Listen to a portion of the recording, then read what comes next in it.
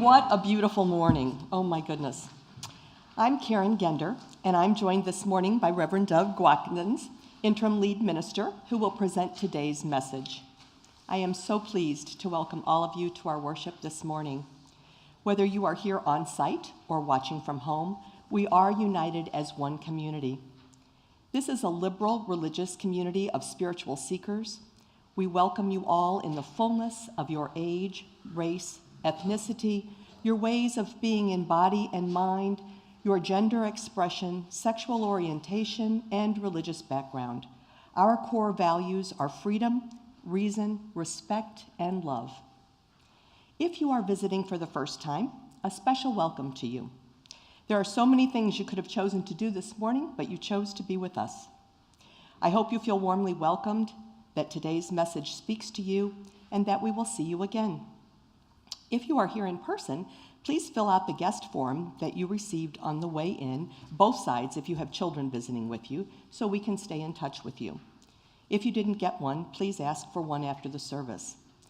If you are visiting online, let us know you're here by emailing welcome@eliotchapel.org so that we can personally welcome you into this beloved community. We also hope you will join us for coffee hour if you're here after the service. Come forward to the right.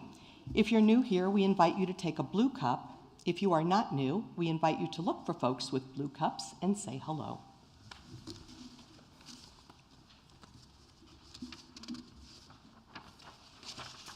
It is our tradition in Unitarian Universalism to begin by lighting a chalice, and we will do so today. We light this chalice in the spirit of one of our core values, interdependence. We honor the interdependence of all existence. We cherish the earth and all beings by creating and nurturing relationships of care and respect with humility and reverence. We acknowledge our place in the great web of life, and we work to repair harm and damaged relationships. Our opening words are written by Unitarian Universalist minister Linda Susan Ulrich. We live in paradox. Humans generally don't like to admit it. We much prefer tidy, stable, comprehensible, logical ways of getting through the day. But paradox is woven into the fabric of this particular universe we inhabit. Light is both a particle and a wave. Imaginary numbers describe the math of physical phenomena. Love and grief are inextricably linked, as are rage and sorrow, suffering and compassion, life and death. Time itself is both linear and cyclical. Each person's life traces a single arc, yet patterns emerge and reemerge. Fear always seems to return. Goodness knows terror finds its way back into the news. We always seem to be in need of help to roll back big stones that block our way. Yet, we also come back to the Alleluia, even if its absence has gone on far longer than the 40 days of Lent. We raise each other's spirits when our sacred places seem empty. We anoint each other. We engage in a demanding faith that asks us to love the next world into being today. We are joyful, though we have considered all the facts. We practice resurrection. It is Easter again, my friends, and you are surrounded by a multitude who wish you well. I invite us as a multitude to rise as we do and join in singing together number 61.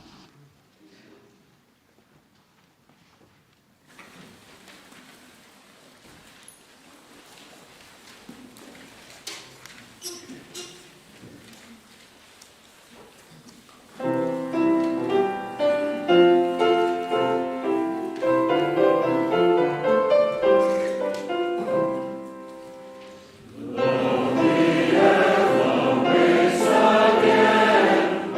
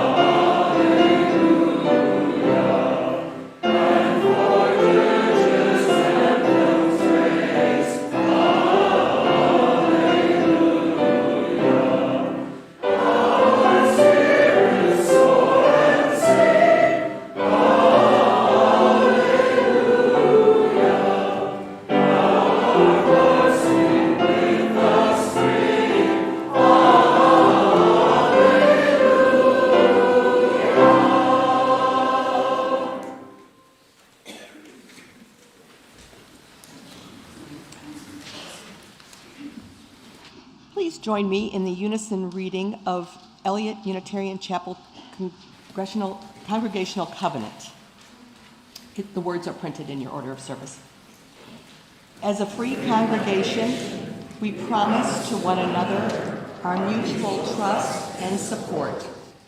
To create beloved community, we promise to be kinder to each other than we have to be, to listen fully to each other with an open mind and heart, to speak responsibly and respectfully, to find ways to improve our church for all members and friends. Good morning, Scott. Good morning. Happy Easter and Passover and Buddha's birthday.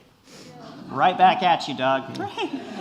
So I have been thinking about why it is that churches are places where people who are in need come to get help. Maybe people sort of take that for granted. Have you ever wondered about that yourself? I have, and what a fantastic question to ask today. It sure is, for a lot of reasons, I imagine. But, one of the key sources of that component of our life together, which we often call the spirit of charity, which is a spirit of kindness and love and of giving, seems to come from some very old sources, not the least of which is back to the story of Jesus' life.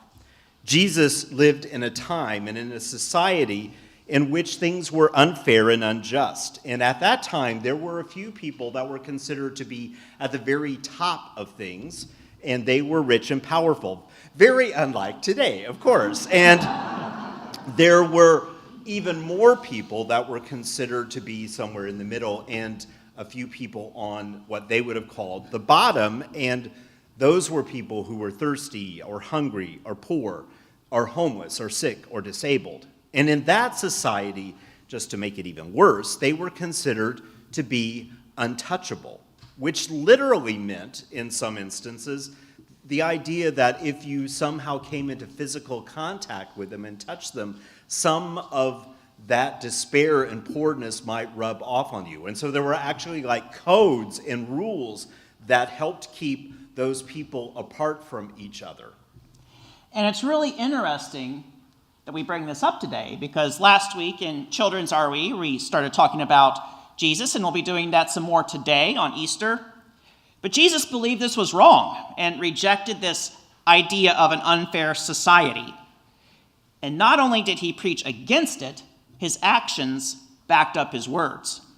He deliberately hung out with those that were considered untouchable.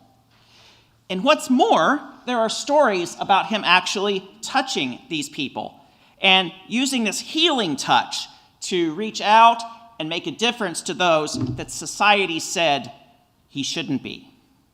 He showed these people mercy, compassion, and love, and these stories of his healing touch have come down through the centuries to us.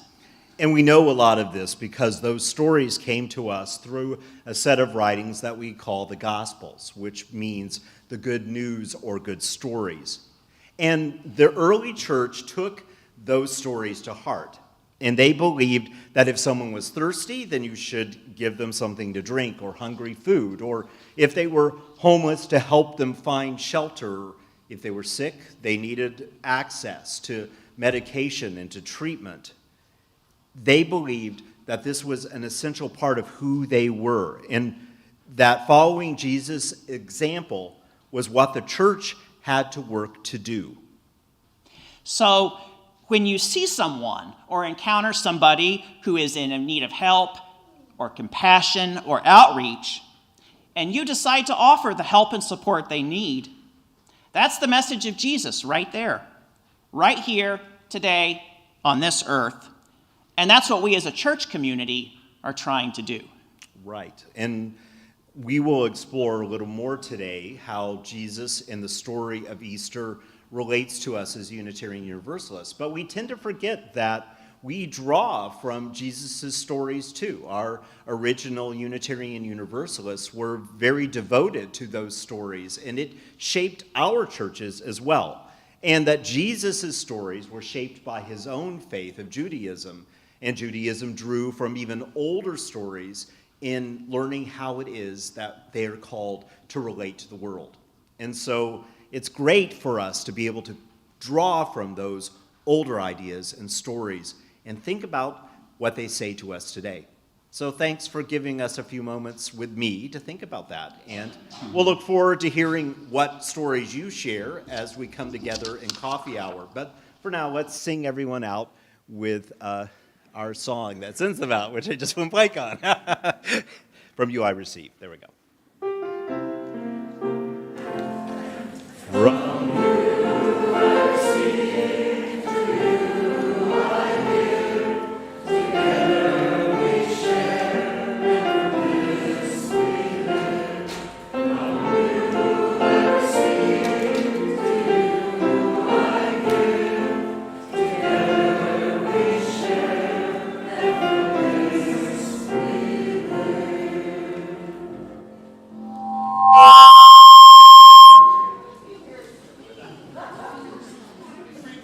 Even the microphone has to sing sometimes. So, we move now into a time of meditation and prayer. And there are a lot of images that come out of this time, and one of them is the image of a tomb, which in many ways seems like a pretty overwhelming and glum image.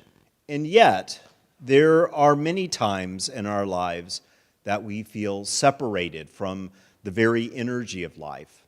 Maybe this is one of those times for you, maybe even just in some part of your life.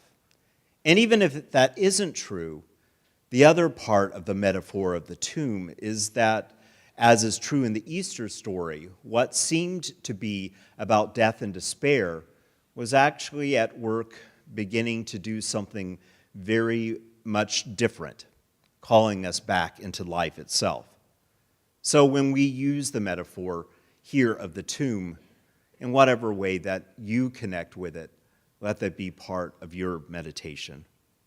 Let's begin by finding a comfortable way to be seated, grounded on the earth itself, and aware of the people around you and the ways in which we are connected.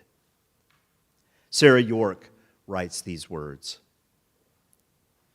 "In the tomb of the soul, we carry secret yearnings, pains, frustration, loneliness, fears, regrets, worries.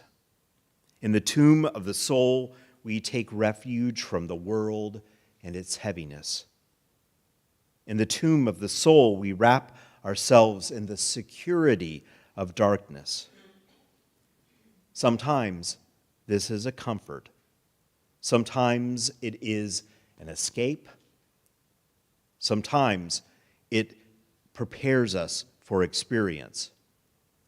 Sometimes it insulates us from life. Sometimes this tomb life gives us time to heal the pain of the world and reach out to heal others. Sometimes it numbs us and locks us up with our own concerns. In this season, where light and dark balance the day, we seek balance ourselves. Grateful for the darkness that has nourished us, we push away the stone and invite the light to awaken us to the new possibilities within and among us. Possibilities for new life in ourselves and in our world. In a moment, I'll invite you to a few moments of quiet to think about what is true in your life and to offer a moment of silence or prayer or whatever is meaningful. But first, probably many of us are carrying thoughts of other people, other circumstances outside of ourselves with us this morning. For just a moment before entering into quiet, if it would be meaningful to speak aloud what you carry in your mind and heart, I invite you to do so now.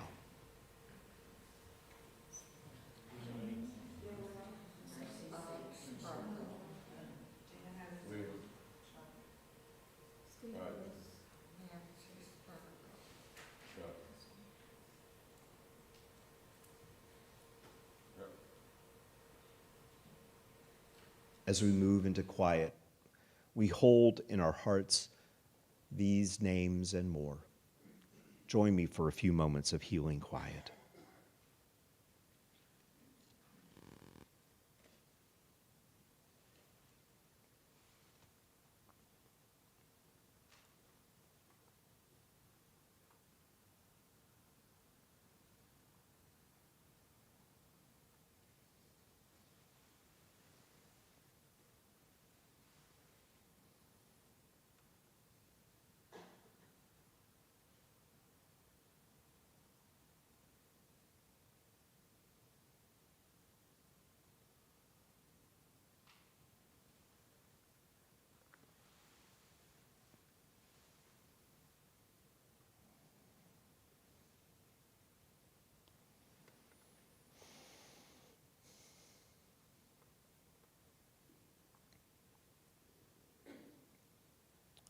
On this day, as all others, all of what we bring, all of our lives, are welcome here. We offer for each other a space of healing, of hope, of celebration, of love. We offer that out into the world in whatever ways we may. And in that work, we seek always and humbly to do what is right. On this day, as all, we offer this in the name of love. Amen, and blessed be. Remaining seated, let's turn to 266 and join our voices together. Now the green blade rising.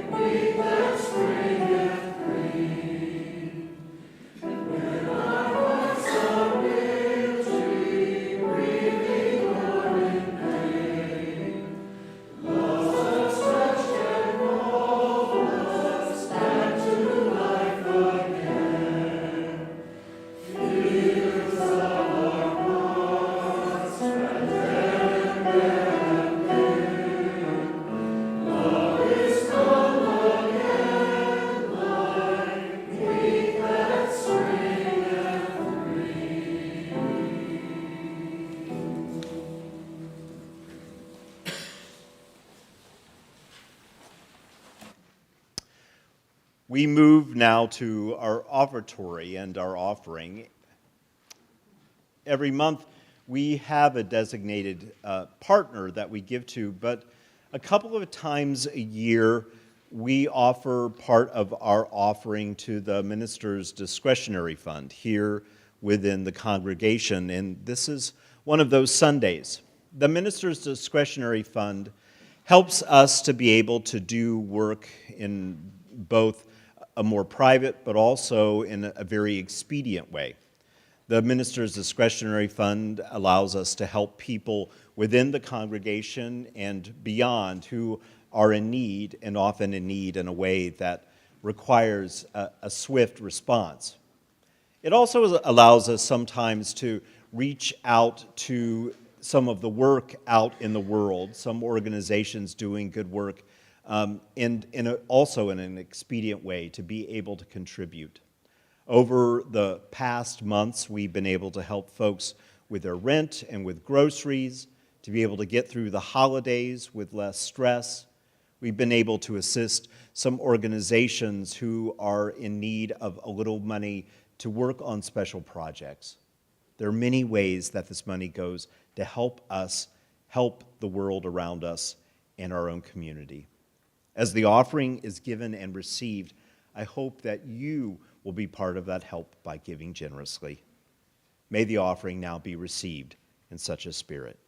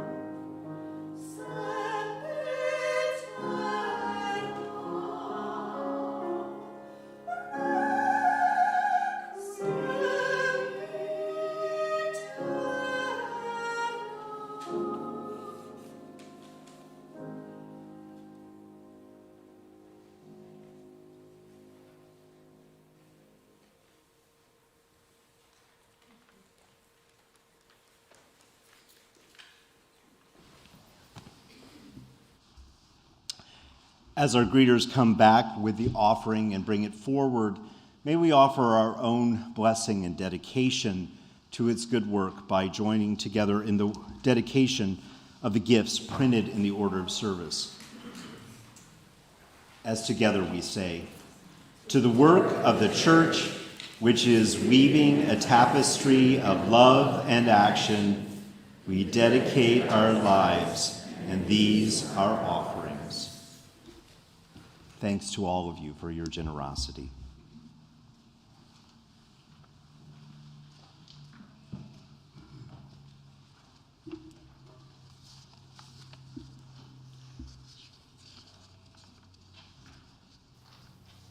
Our reading this morning is taken from Victoria Weinstein, Unitarian Universalist minister, and her words invite us with imagination, and challenge us for our time together. The stone has got to be rolled back from the tomb again and again every year. Roll up your sleeves. He is not coming back, you know. He is not coming back unless it is we who rise for him.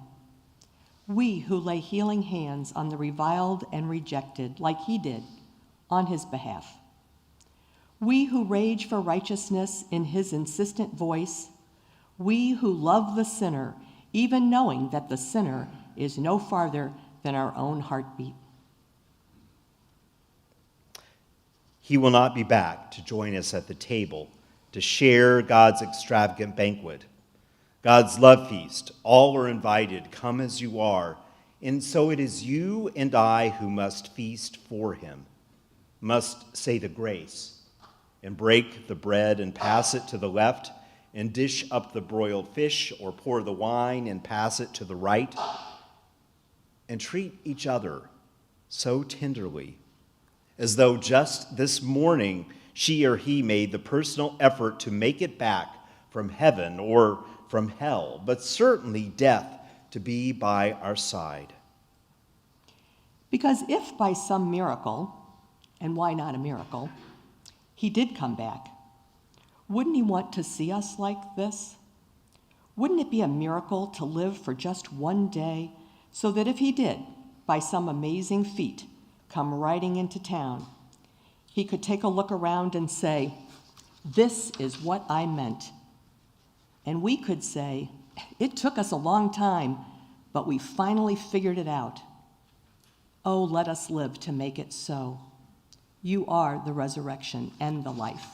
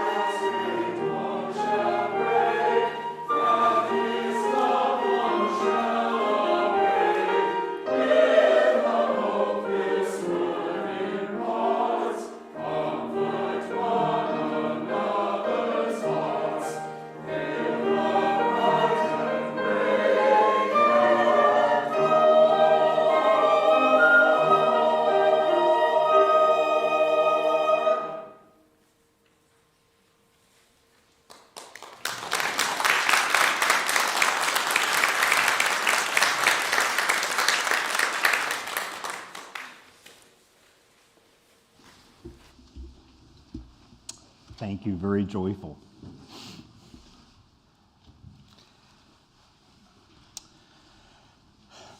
As a young man in his 30s, he was finding conflict with not only the religious authorities of his time, but with the people that he was actually trying to help.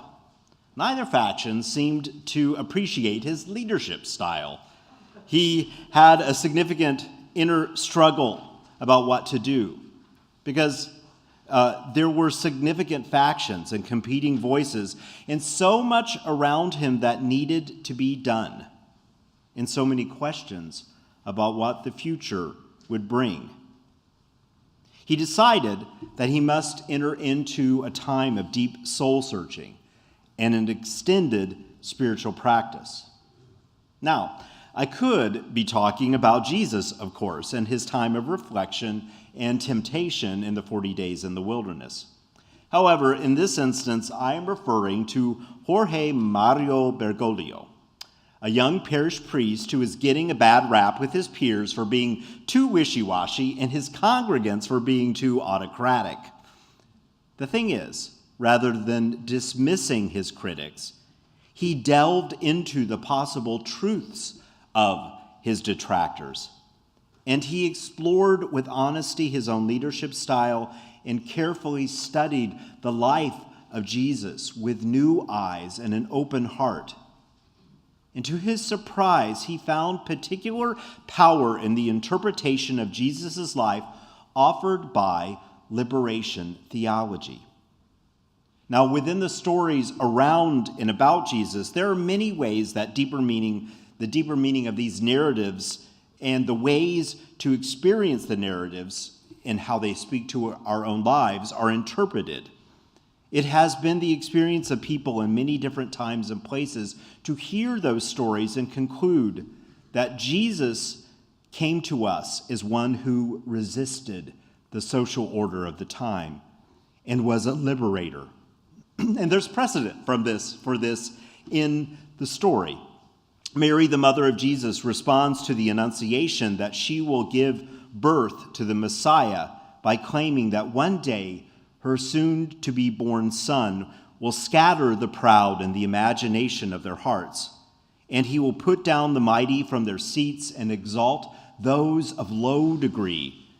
And he will fill the hungry with good things, and the rich he will send away empty.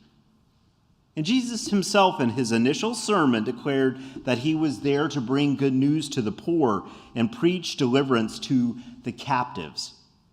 And the social implications of this biblical theme of liberation have been taken up over the decades by various groups, including feminists and the LGBT contingency and the poor and people of color. Liberation theology, even though it came into being in the late 60s and 70s, never really went away.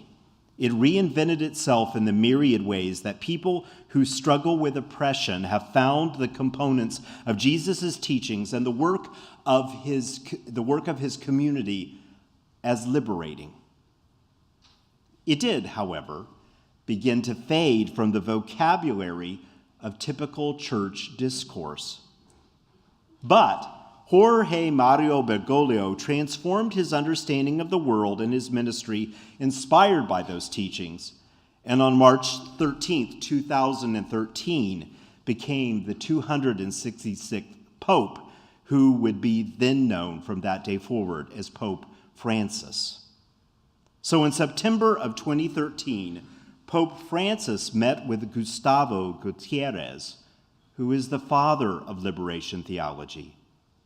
And that meeting signaled the rebirth of the power of liberation theology and the strong association of Jesus' life with the lives of the oppressed, which had fallen out of fashion with more orthodox Christianity. And that these ideas would be reborn for many people because of that association. Now, Gutierrez believed that love of neighbor is an essential component of religious life. But he wrote, "As long as I apply that term only to people who cross my path and come asking me for help, my world will remain pretty much the same. Individual almsgiving is a type of love that never leaves its front porch. On the other hand, my world will change greatly if I go out to meet other people on their path and consider them as my neighbor. The gospel tells us that the poor are the supreme embodiment of our neighbor. And he concludes, in terms of the larger institutions, liberation theology argues that if one is complicit and does not resist injustice and oppression, then it is failing in its primary purpose. There are several reasons why this association with the Pope and liberation theology make for an important Easter sermon. While it is true that one of the hardest things that Unitarian Universalist ministers have to do is year after year think about how to preach something meaningful about Easter to people who don't really believe in Easter, at least not literally. I bet if we took a poll quickly of who literally believes in the resurrection, there wouldn't be very many hands in the air. But probably, if people could be honest, if you took that poll all over the world, there may not be as many hands in the air as one would imagine. But liberation theology gives us a different lens to understand what the stories about Jesus and Jesus' life might be about. To understand that there may be some larger implications than we tend to first think of. That perhaps it is not so much about personal salvation or one person's life being reborn, but the way in which stories remind us of the power of what we do and how it transcends our own individual life and our own mortality. There is a lot that we could learn by exploring the resurrection story in that light. This matters especially to Unitarian Universalists because in our own history, our forebears were deeply inspired by a theology of liberation.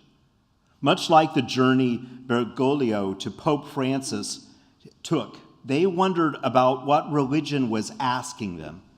And one of the things that our Unitarian and Universalist forebears did was let the powerful mythology of religious story offer its wisdom. Now, in this instance, mythology is not meant to say that a myth is something that is untrue. We are defining mythology as stories that elicit and support a sense of awe before the mystery of being. Stories that seek to explore the why of complex components of life. And the stories around Easter and what these stories have chosen to tell about Jesus have lived their truths before any of us were born and will continue to do so, most likely, long after we are gone. And the liberation theology perspective offers us another way of understanding the Easter narrative in our own lives as well. In a month when we are exploring resistance, there is precedent for stories and understandings of Jesus as a leader of resistance that has inspired people all over the world to do the same, that have experienced this narrative of resistance as an invitation to liberation.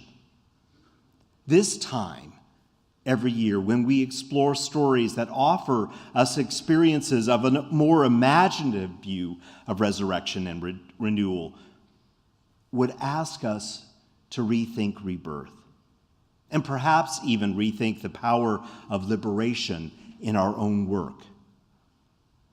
Ancient stories may remind us again and again of things that sometimes our modern perspective has dismissed.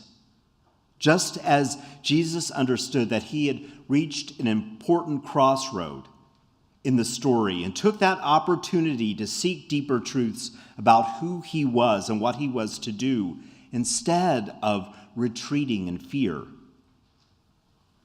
instead of giving over to the nature of the world in which he lived.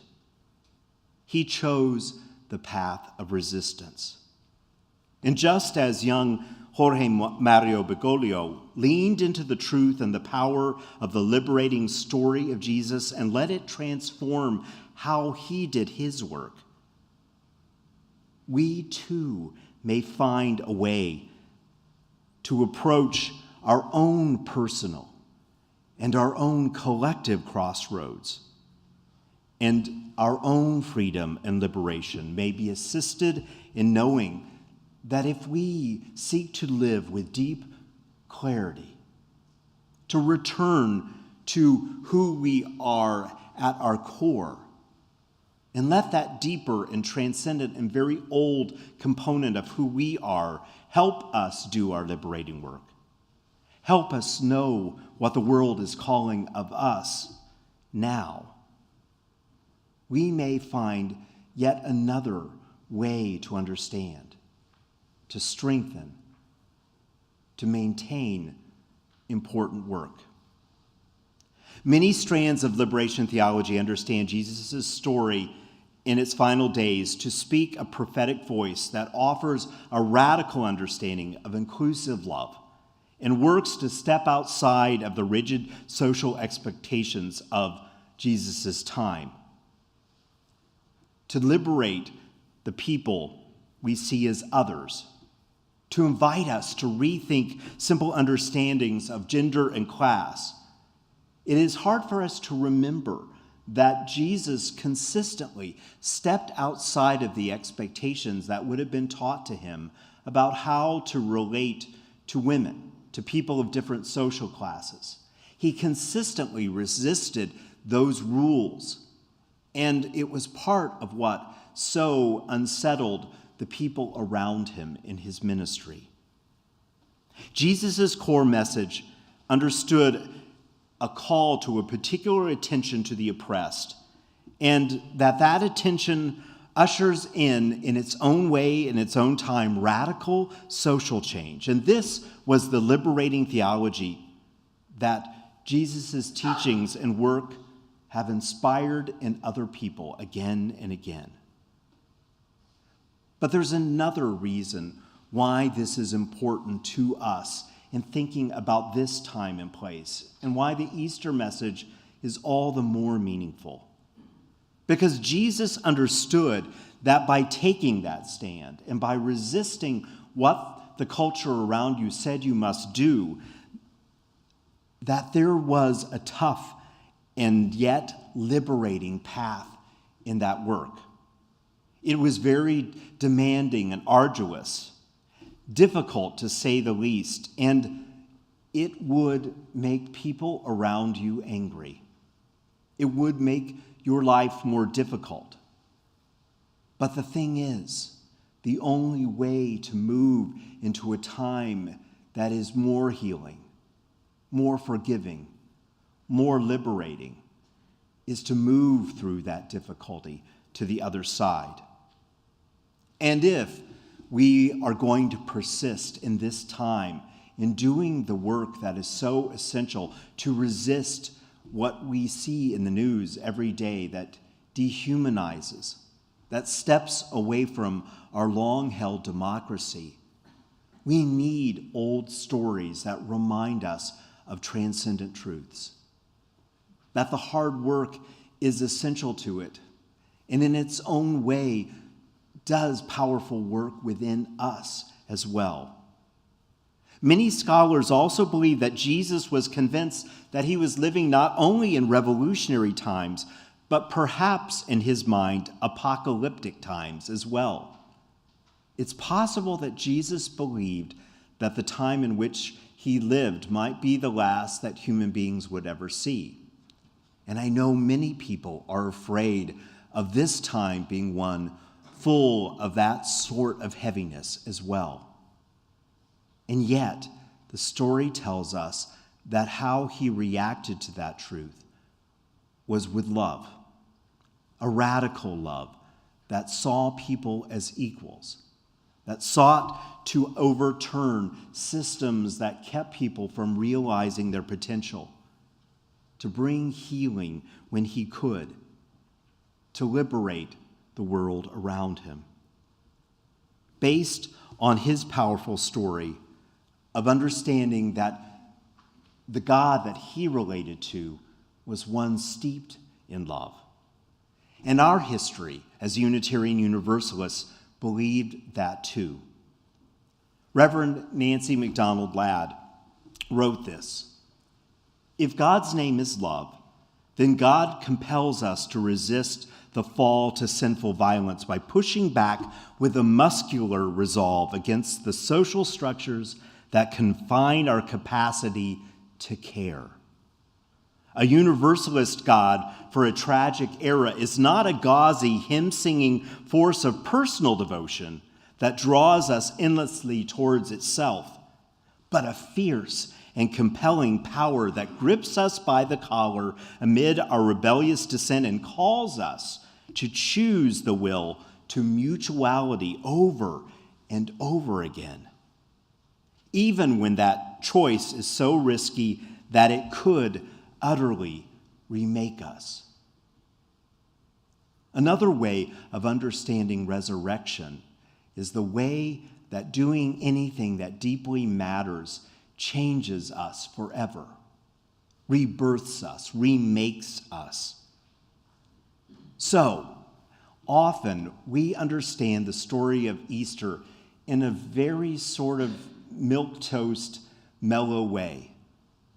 But what if the Easter story, even for we religious liberals, especially for us, is a story of resistance that takes us by the hand and leads us into a story of Easter morning that is about courage to seek the truth, with a humility towards our limitations, but also with the power to believe that we can resist the world around us and make a difference. We can step into the work of bringing justice and peace and liberation. Easter, if we understand it that way, could bring us alive again by taking us into an old tale of participating in a changing world, and help us know, each in our unique way, that we may be resurrected, we may be revolutionaries, we may save lives, perhaps our own.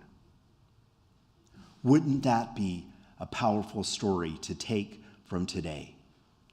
Isn't that a story that is needed in this world so desperately?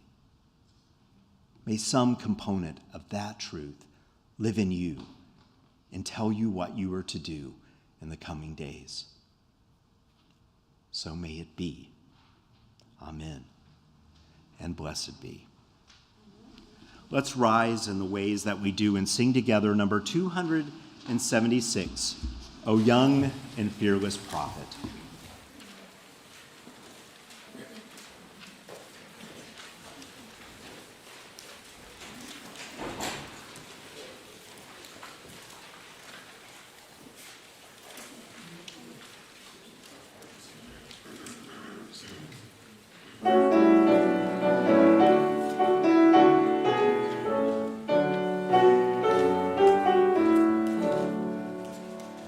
Oh, young and fearless.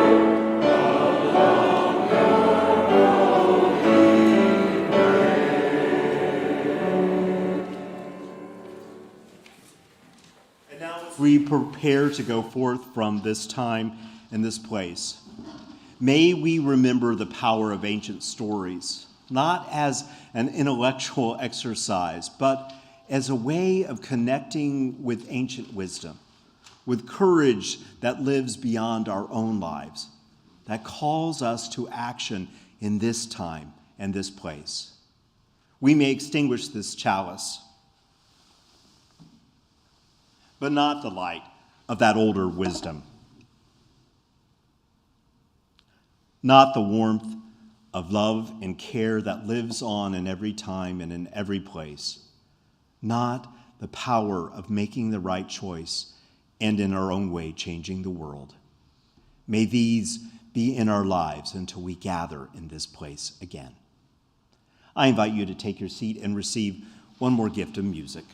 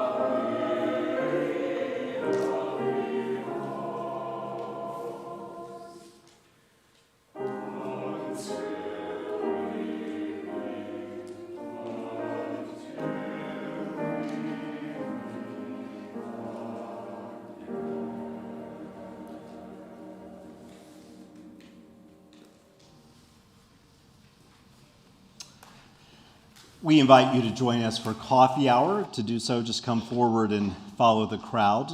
As you journey either in that direction or out into your day, take a moment to say hello to someone you don't know. And may this week ahead for you be filled with blessings. Thank you for blessing us with your presence today. We'll see you here, we hope, next week. Have a good rest of the weekend.